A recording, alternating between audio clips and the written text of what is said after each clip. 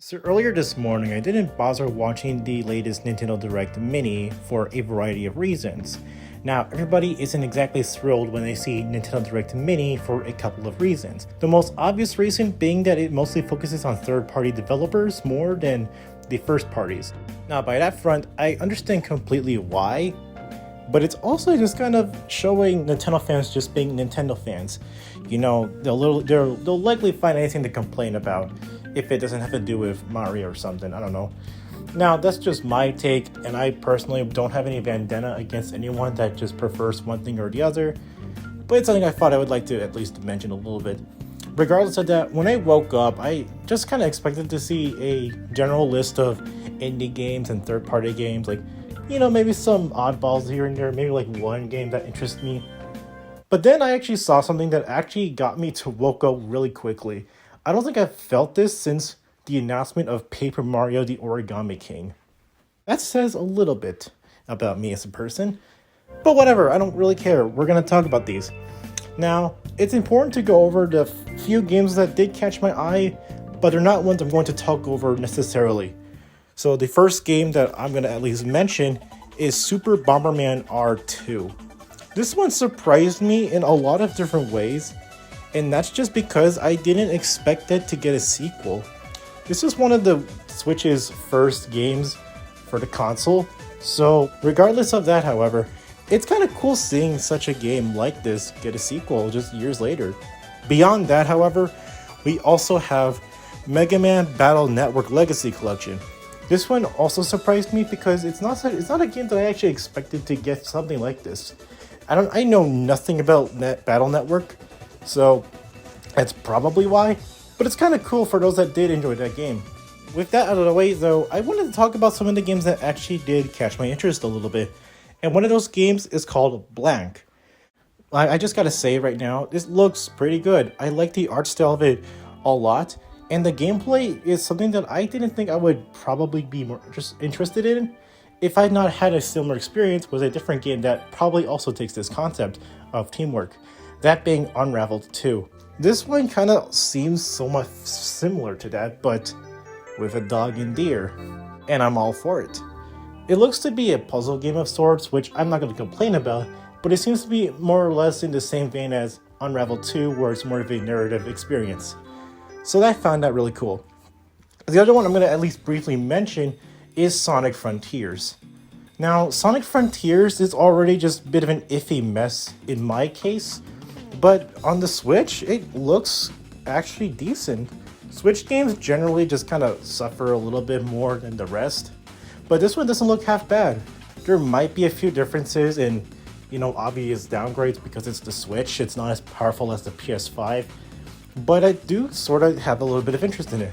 Of course, there's still some janky things that appear in Frontiers, but yeah, I guess it's alright. Not on the fence on getting the game, it still just looks iffy, but it's alright. Now with those out of the way, I feel like it's time for us to talk about the bigger parts, the three games that actually interest me a lot. Let's actually save the predictable one for last because that's the one I wanted to talk about the most. The first one I want to talk about is Persona 5 on the Switch. Just after the Xbox presentation announcing Persona first, I just accepted the fact that literally the Nintendo fans are just going to have to not have a Persona game and that they're going to have to take the L. But apparently not. We are getting not just Persona 5, Persona 4 and 3 as well on the Switch, which I guess just is more expected. But it's crazy to think that it's happening. We finally got Persona on the Switch. Am I going to play it? Probably not, but if I really feel like it, I might as well. Probably just Persona 5 though, 4 and 3 I still don't have too much interest in, but we'll see. Maybe it'll change. The next game that I want to talk about is probably one of the most exciting reveals that I've personally experienced. It's one of the few games that actually got me awake. That is PacMan World Repack. Now, I just played Museum Plus, and ironically enough, I'm just currently making a video on it. I just struggled to actually complete it. But this game, I've been meaning to try out the PacMan World series for a long time, and I'm not gonna go emulate Pac-Man World 1 or just get a PlayStation just to play Pac-Man World. So seeing a remaster for the modern era, well, that's just convenient, because I'm gonna plan on getting Pac-Man World 2 soon, so why not get the first one on my Switch as well? Of course, there are some noticeable differences, most notably the Pac family, because... But other than that, this is exciting. I really can't believe it. It seems like Namco is finally making an effort to try again with Pac-Man after, well, the Pac is back. But still, I'm very excited for this game. Now, as much as I would love to gush about Pac-Man World, like talk man for a minute, like this guy flies now, I want to talk about a game that I have been anticipating ever since it was revealed. One of them at least. That game is Mario plus Rabbids Sparks of Hope. This is a game that I've been more excited about than anything else. I actually found the first game to be very enjoyable, and I didn't expect that. And Sparks of Hope's gameplay, from what I've seen, is a major improvement over the last one, making you just fight in free roams. God, it is very much an improvement, and I do appreciate it. There's also some small details that do make a big difference. Like, Beeple is no longer in front of you, so you have more free range. And what's more, and this is the best part about it, playable Bowser. Bowser is my favorite Mario character, and if you say otherwise, well, you have your own right, but no, Bowser has a bazooka, so no mercy on your soul. He's an immediate party member, and what's better than that, according to a few instances in the trailers, Mario is no longer the party leader. He's not just forced onto it like the last game, you have free will. Bowser's the captain, bitch! Can you tell how excited I am just seeing this sight?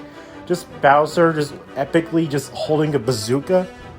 That's probably one of the best things I've seen in a long time. Probably even more so than anything else, like just a banjo reveal. But that's really all I wanted to say.